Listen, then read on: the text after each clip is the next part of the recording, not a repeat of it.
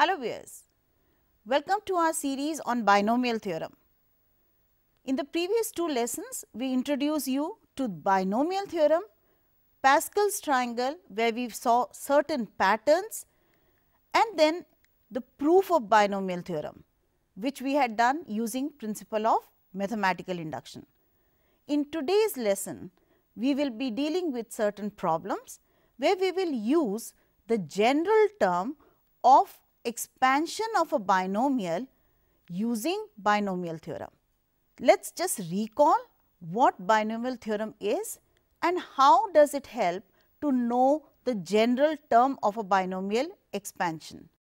Remember, we are dealing with binomial theorem for positive integral index.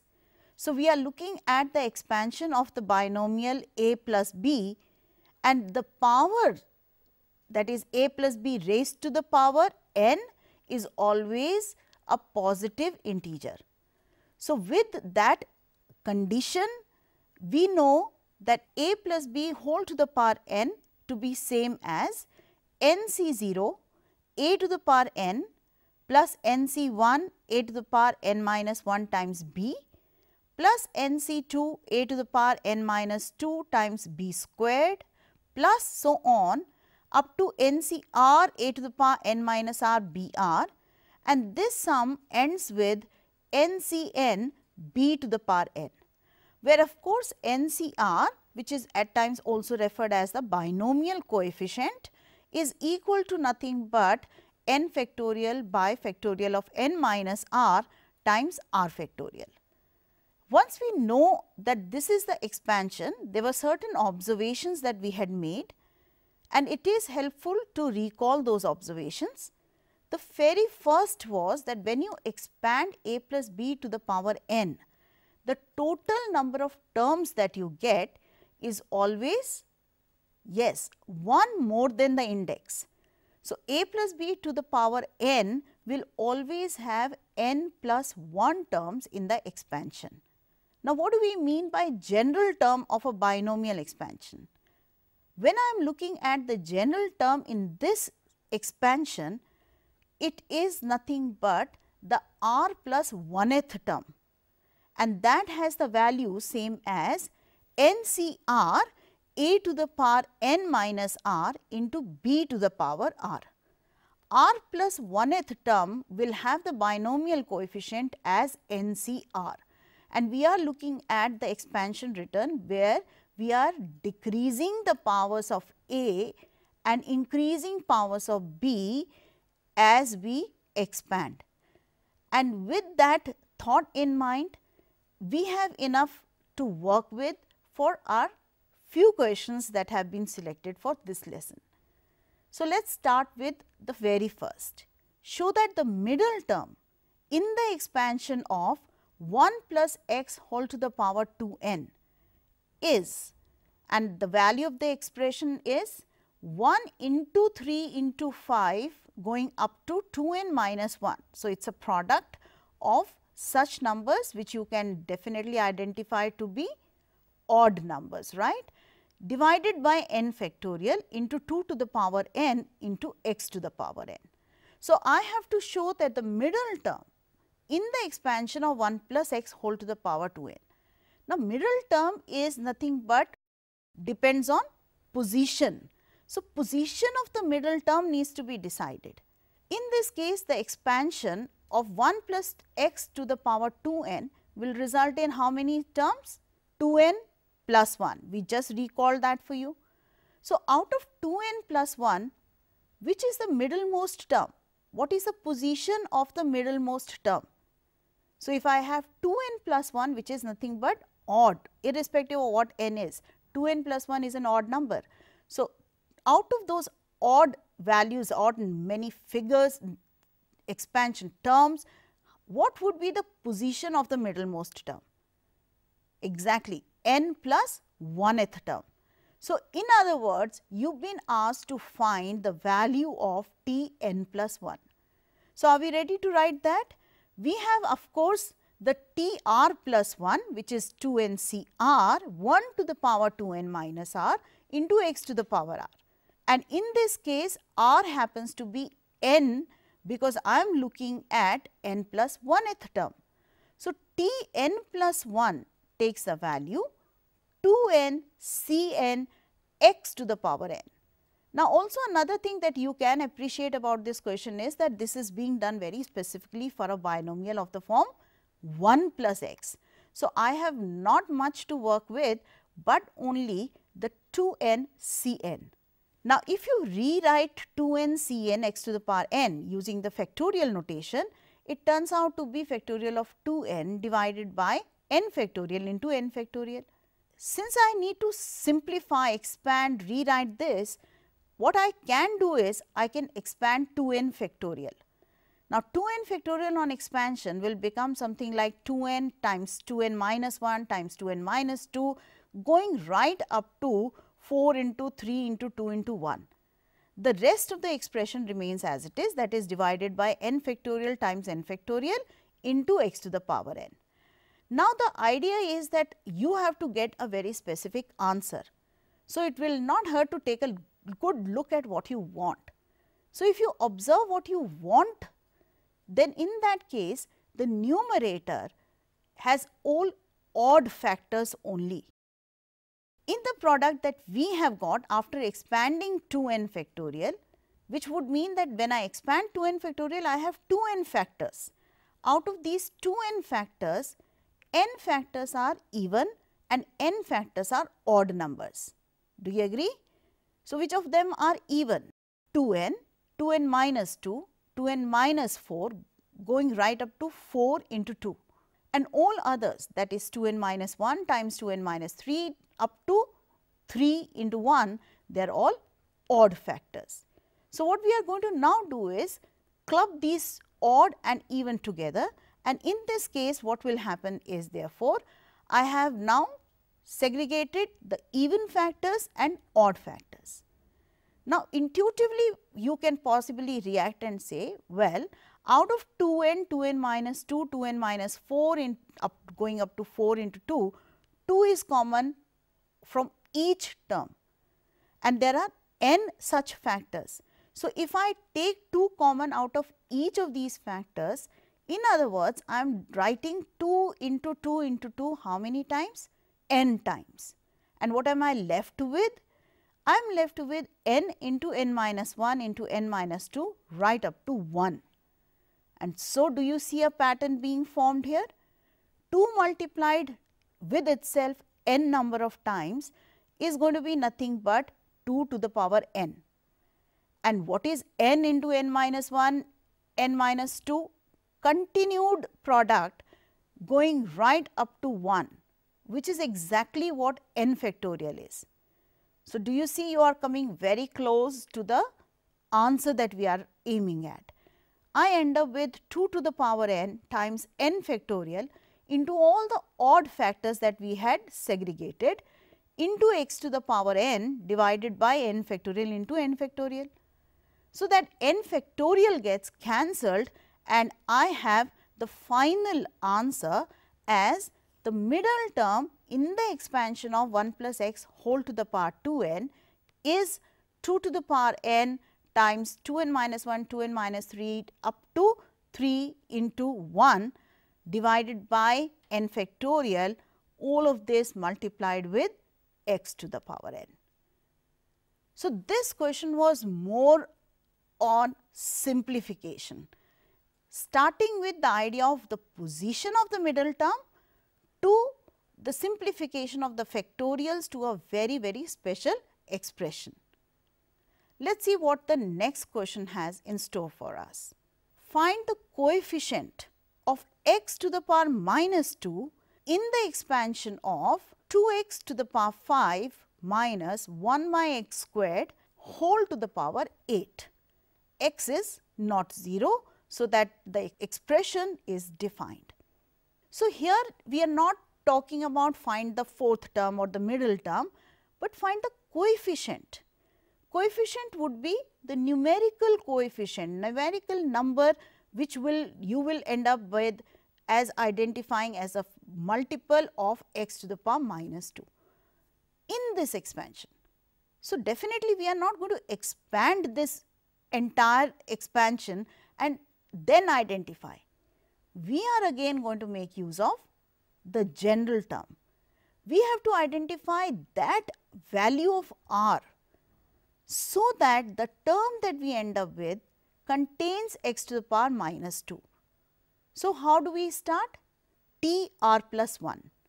So, in this case, I have T r plus 1 specifically written with the n as 8, a as 2 times x to the power 5, b as negative 1 by x square. R we do not know, so we hold on to that, and therefore, T r plus 1 becomes, on rearranging, that is on combining the powers of x and segregating the constant, starts looking like 8 C r 2 to the power 8 minus r, x to the power 40 minus 5 r, negative 1 to the power r, x to the power minus 2 r. So, if I combine powers of x, I get the powers of x combined to 40 minus 7 r, and all the constant coefficients remain as they are. Now, the problem said find the coefficient of x to the power minus 2.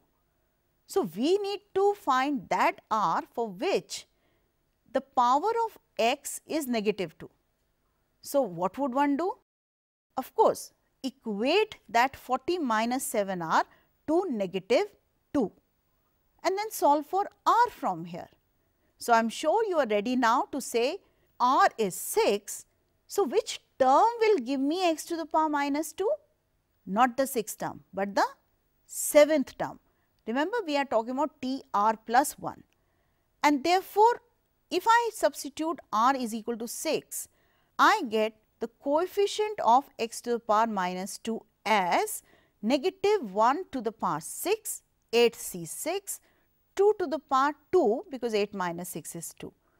And therefore, if you just calculate a little, you end up with your final answer as 112. So, 112 is the coefficient of x to the power negative 2 in the expansion of the given binomial raised to the power 8. Are we good with that? So, another problem will expose you to some more idea.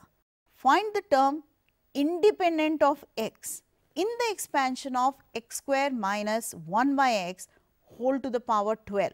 So, what is term independent of x? If I call it absolute term, are they one and the same? Term independent of x, as the literal meaning would be that there is no x in that term. That means power of x reduces to 0 in that particular term when I expand this. That is exactly what you have to do.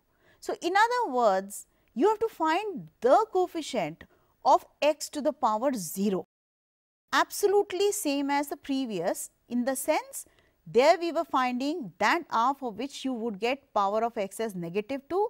Now, we will aim at finding r such that x is to the power 0. So, we are looking at the same start with general term. T r plus 1 is NCR a to the power n minus r b to the power r. For the given expansion, n is 12, a is x squared, b is negative 1 by x. We do not know for what r we will get the independent term.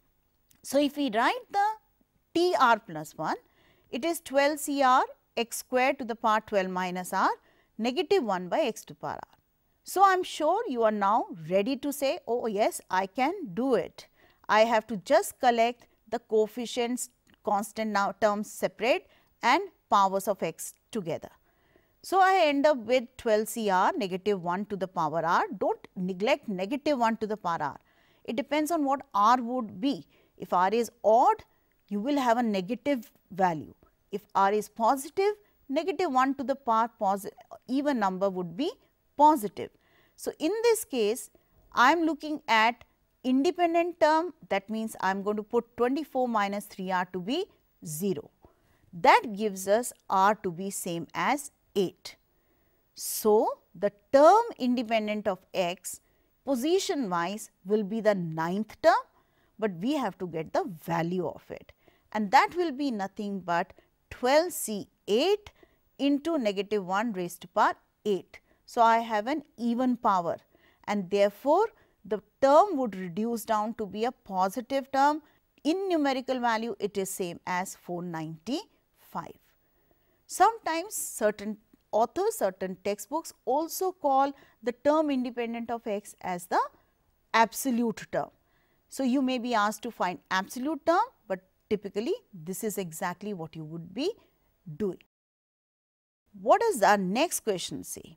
Find numerically the greatest term in the expansion of 1 plus 4x to the power 5 when x is 3 by 4. Now, this is a little different than the previous two problems that we have discussed.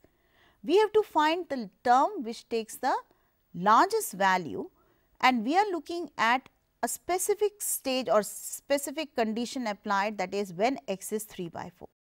So, if I assume that TR plus 1 is the greatest term in this expansion, then that would mean that TR plus 1, which takes the value 5CR 4x whole to the power r, this will always be greater than equal to TR, which is nothing but 5CR minus 1 4x to the power r minus 1. So, I get some start by comparing TR plus 1 and TR.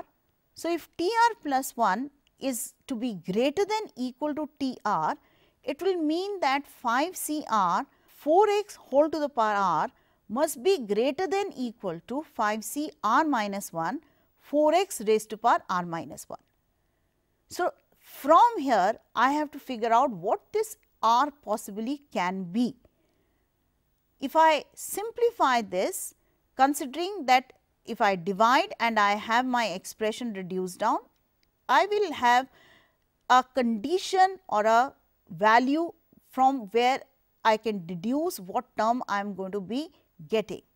So, replacing, rewriting 5CR and a 5CR minus 1 in terms of factorial, simplifying, between 4 to the power r and 4 to the power r minus 1 in the denominator, combining powers of 4, I get only a 4 left, and x to the power r minus r minus 1 will give me a power of x as 1. So, the condition that I get is that TR plus 1 is the greatest term if 6 minus r upon r into 4 times x, but x was given to be 3 by 4. So, when x is 3 by 4, this inequality will let me know what condition I have on r. So, if I just rearrange, simplify, I get 18 minus 3r must be greater than equal to r. Also remember, r is related to the position. So, r is always going to be a positive integer, right. So, in this case what do I get? That r must be less than equal to 18 by 4, which is same as saying that r must be less than equal to 4 1 by 2, 4.5. But r was a positive integer. So, if r is a positive integer, therefore, for the term to be the greatest, that means as long as r is less than equal to 4.5, the terms goes on increasing. But r is a positive integer, therefore, the greatest term would be arrived when r is equal to 4. And therefore, the term that we are looking for is the fifth term. So, the greatest term numerically will be the fifth term in that expansion, and what will be its required value? If I replace r by 4, I get the greatest value, which is nothing but 5c4 4x to the power 4, which on simplification turns out to be 405. So, it is a little different than our previous questions, but give it another try and I am sure you will be very, very comfortable with it. In the next question, you are asked to prove that 9 to the power n plus 1 minus 8n minus 9 is divisible by 64 whenever n is a positive integer. Now, this sounds like a very much a mathematical induction problem, but can we do this with binomial theorem? Surely, if I start with writing 9 to the power n plus 1 as 1 plus 8 to the power n plus 1, then if I use the expansion with, of course, now a being replaced by 1, expansion would be much simpler. So, if I rewrite this expansion with the increasing powers of 8, it will look like n plus 1 C0 plus n plus 1 C1 into 8 plus n plus 1 C2 8 squared and so on up to n plus 1 Cn plus 1 8 to the power n plus 1. This gets rewritten using the value of n plus 1 C0 as 1, n plus 1 C1 is n plus 1 times 8 and so on. Now, you can see that you are getting that 8n plus 9 as well. So, if I shift this 8n plus 9 to the left hand side, I would get 9 to the power n plus 1 minus 8n minus 9 to be equal to n plus 1 C2 8 squared plus n plus 1 C2 8 cube, so on up to n plus 1 Cn plus 1 8 to the power n plus 1. From each of these terms on the right hand side, 8 squared is common. So, if I take that out, I am left with that entire expression on the right hand side to be a multiple of 64. And isn't that what we wanted? We wanted to prove that 9 to the power n plus 1 minus 8n minus 9 is a multiple of 64, hence divisible by 64. So, binomial theorem definitely comes in handy even in those situations. How about this one? Prove that summation of 4 to the power r NCR is same as 5 to the power n when summation index r is running from 0 to n. Now, summation and expansions are basically one and the same. So, if I write this summation symbol replaced as expanded form, it looks like NC0 4 to the power 0 plus NC1 4 to the power 1, NC2 4 to the power 2 right up to NCn 4 to the power n. So, isn't that same as what we have seen earlier when in place of A you have a 1, in place of B you have a 4. So, if I rewrite using that idea, the entire of the right hand side is nothing but 1 plus 4 whole to the power n, which is nothing but 5 to the power n. Now, this kind of a question tests your understanding of binomial theorem, is a very short answer question, can be tested as a 1 marker. So, I hope you are now ready to face any of these challenges, but we still have a few more for you coming up in our next lesson. So, stay tuned and stay learning. All the best till then.